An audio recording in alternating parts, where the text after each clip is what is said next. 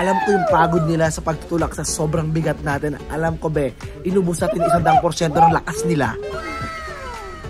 Oh, pang malakas talaga tong hotel na to. Tignan mo, may deodorant, libre pahid para sa lahat. At may panapkin para sa oras ng emergency. They got you covered.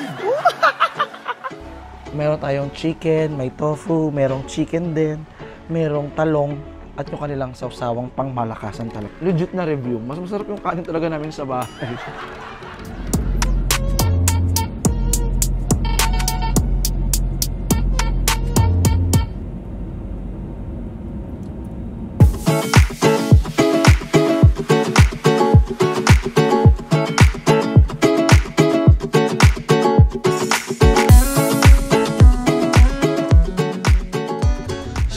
Good morning, it's me Francis Candy and welcome back to my channel.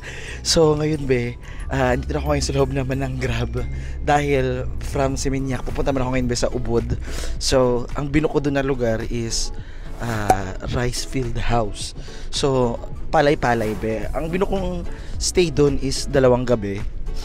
Pero ang plano ko talaga 4 na araw kasi lilipat na lang ako ng ibang place para pag okay, lipat naman ako para another experience, ganyan. Tapos kagabi may mga kasama ako, sabi nila bakit di mo gustuhan yung vibes doon. Sobrang saya ng party kagabi, grabe, nag-enjoy talaga ako as in, ang saya. Ito I recommend pumarty kayo sa La Favela.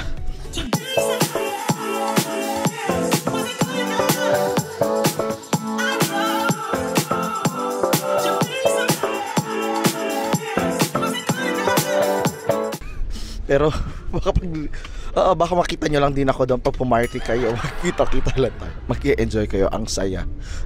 Napagkamalan pa akong babae. Oo, papapasok pa lang hanggang sa loob. Pati yung mga lalaki, akala nila babae ako. Nakakaloka. Gawin na ba ako kapitit? Diyos ko. Actually, yung Ubud naman, hindi naman siya sobrang layo dito. Mga 22 kilometer lang. Parang from QC to Manila lang naman. But it's different already. Like, syempre be, probinsya lang to be. So, yung mga ganun bang difference, ito parang sentro-sentro pa to, ganyan. Pagdating doon, medyo probinsya na.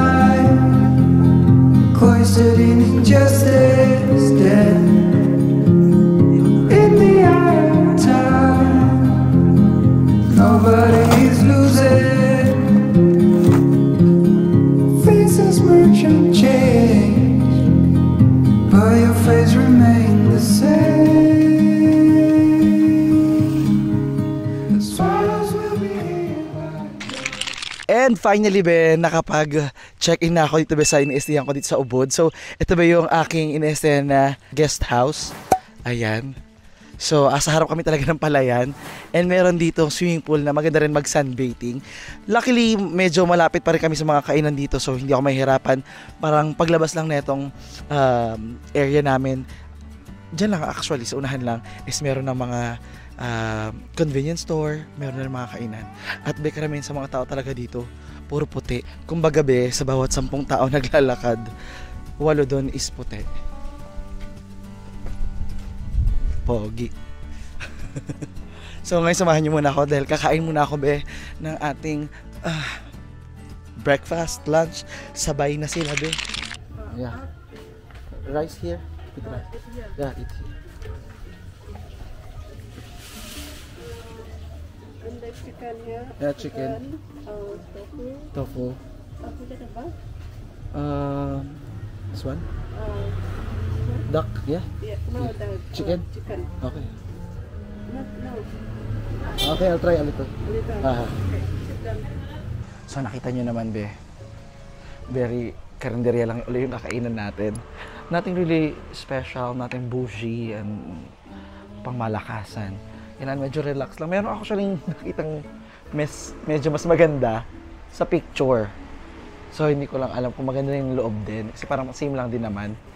Ang pinagkaiba, ang lakas ng music. Doon hindi tayo makakapag-vlog, be.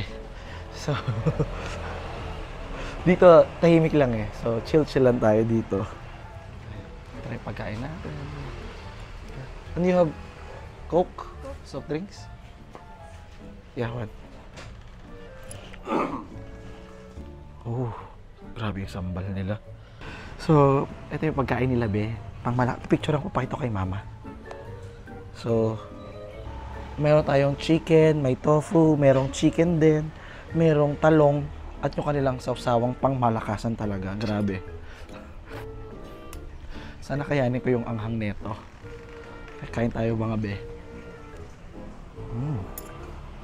When it comes to kanin, no? Legit na review. Mas masarap yung kanin talaga namin sa bahay. Mas masarap. Jasmine rice kami sa bahay. Sarap ng manok ha. Very crispy siya. Kung narinig nyo yung pag-crunch-crunch niya. Tignan naman ito kanilang talong. Yung itsura niya, para siya niluto ng paksiw. Tignan ang lasa niya. Sarap.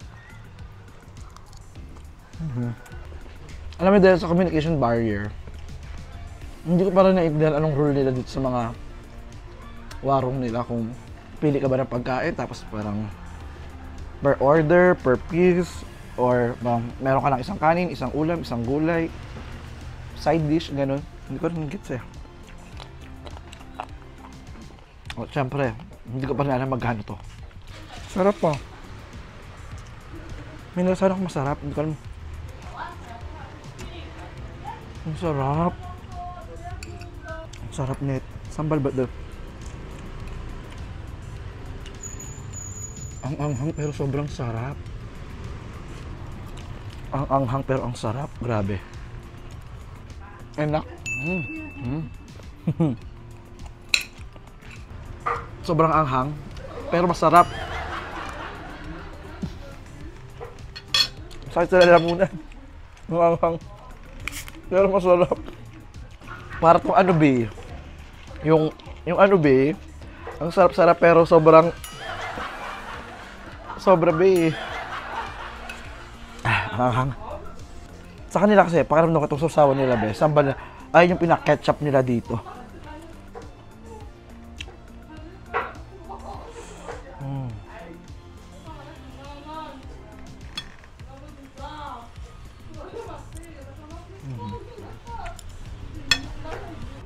Dito ba mapapakain ka sa kanin talaga dahil sobrang sarap ng ulam at sobrang anghang. So pa magkanin pero para mabubusog ako sobra. Hindi na ako order ng kanin. Kailangan ko medyo mag-diet. Masarap pagkain pero kailangan mag-diet. After ko kumain, nag-stress na mood muna ako dahil napakaganda ng lugar. Ang sarap i-moment, be.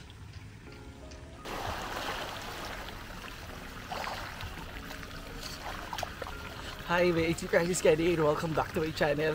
So ngayon, be, I'm gonna share to you yung mga natutunan ko dito, be, sa pag-stay ko sa Bali.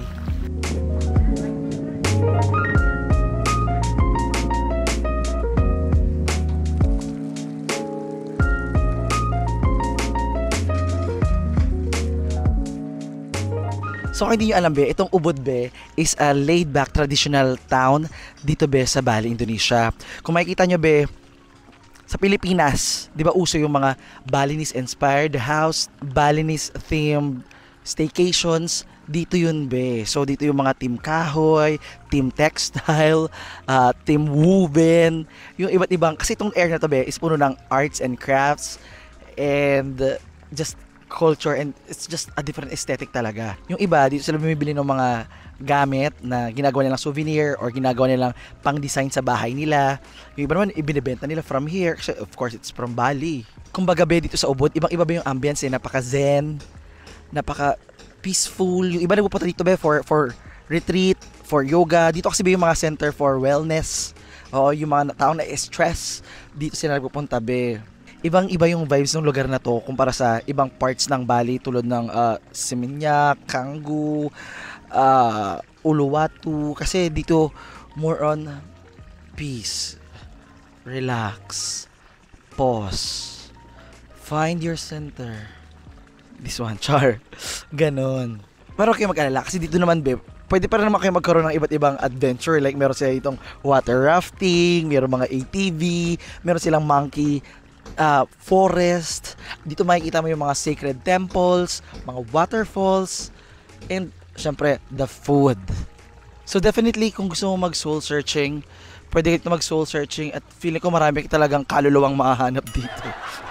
So hindi na ako muna magdadadal at mag-enjoy muna ako kasi I want to relax. I want to rehabilitate my beautiful mindset. So ayun na.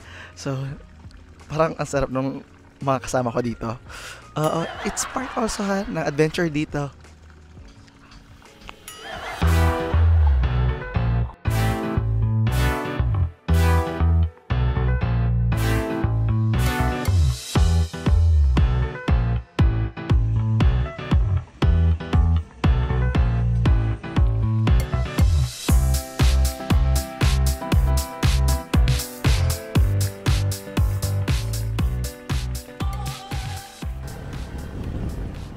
So ayan be, papunta tayo ngayon sa Tagalalang. Eto na to. Ilang araw na ako tinatamad dito be. Gusto ko sana matulog pero sabi ko wala na tayo choice Francis. Kailangan natin magpatuloy.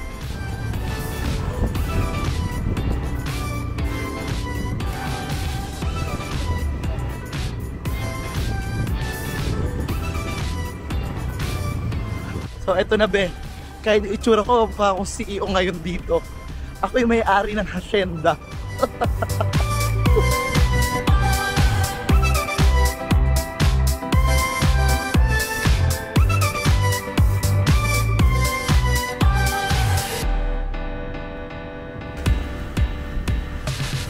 Grabe ba, hindi ko kaya. Sobrang daming puti talaga dito. Kita nyo ba yan? Sobrang dami. Siguro sa bawat 10 talaga. 9 doon, foreigner.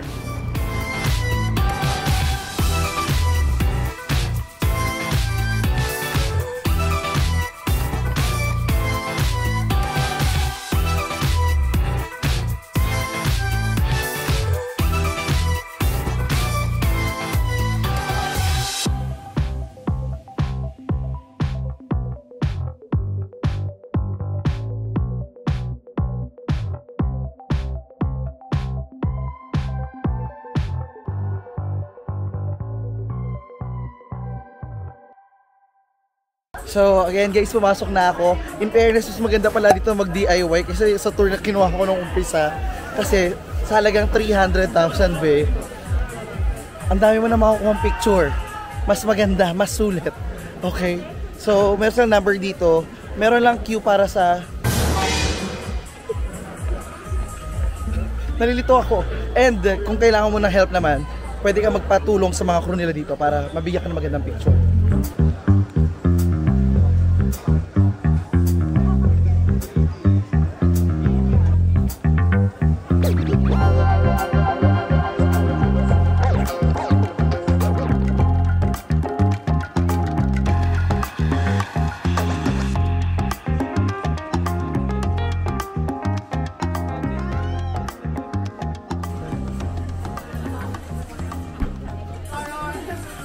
Hindi ko lang na-record ba kanina, may nag-aaway dito, Diyos ko. Ang mga lalaki, ang init ng ulo. So sanang hipuin kung mainit talaga eh. Kaso baka lalo magalit. Nakita ko nga galit na galit. Nandito ba dahil maganda na yung view, di ba? Sobrang ganda as in actually. Pwede rin kayo ditong kumain dahil meron sila ditong restaurant. Sabihin nyo lang na yung picture na gusto nyo is pang Instagram para gandahan din nila.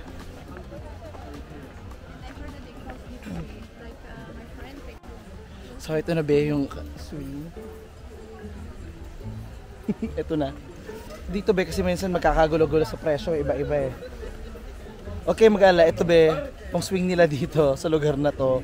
Uma, Seking, sila ay insured. So insured kayo kung may mangyari sa inyo, hopefully wala. Oo, di ba?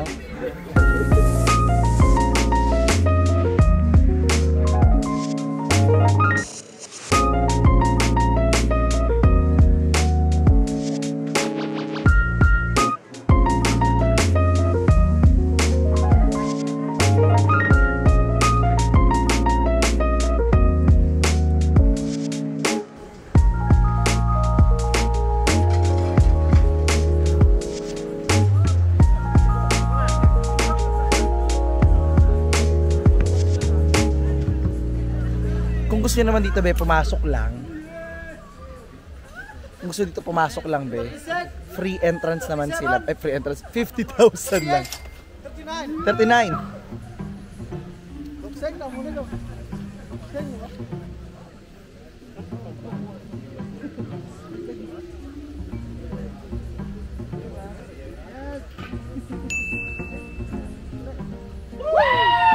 In fairness, be, ang bongga ng pagtulak, hagis with feelings with sigaw. Oo, sana hindi yun with galit. Be, dahil mura naman ng entrance dito at marami silang effort para sa atin, bigyan nyo na lang sila ng tip dahil alam ko yung pagod nila sa pagtutulak sa sobrang bigat natin. Alam ko, be, inubos natin yung 100% ng lakas nila. At in fairness, be, bongga kanila mga tour guide, marunong talaga humawak ng camera, alam paano kumuha ng video na pang TikTok or Reels.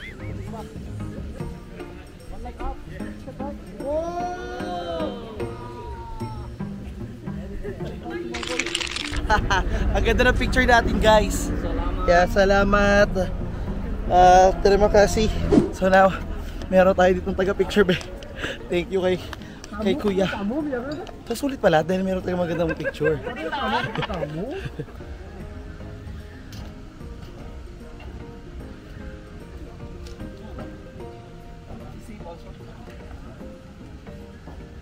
I will sit down, stand up.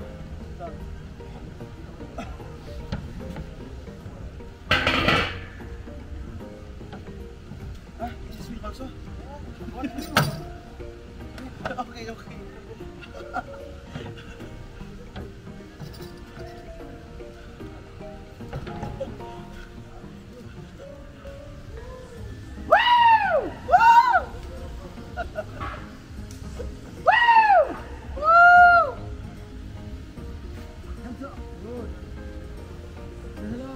Hello! Welcome to Indonesia! Welcome to Bali! Welcome to Bali! Look at the camera! Hands up! Hands up! At sobrang ganda talaga ng mga videos natin and pictures dito, grabe. I recommend this, be.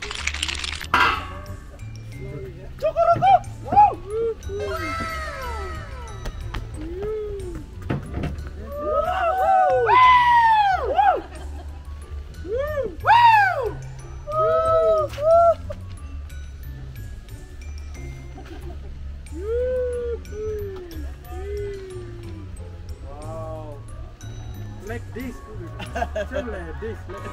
Like this, ladies.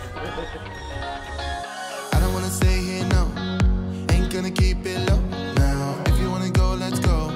Let's wrap it up and hit the road. I just got an awesome vibe. Look at me. Striking the winner post now. Liberty's on my mind. We've taken off, we've left the ground. You Hands up. gotta understand that we get one chance, one chance. You will never regret the things that we'll do. 'Cause I wanna drive through the summer night. And when we are golden we'll make it this summer night. Look at the camera.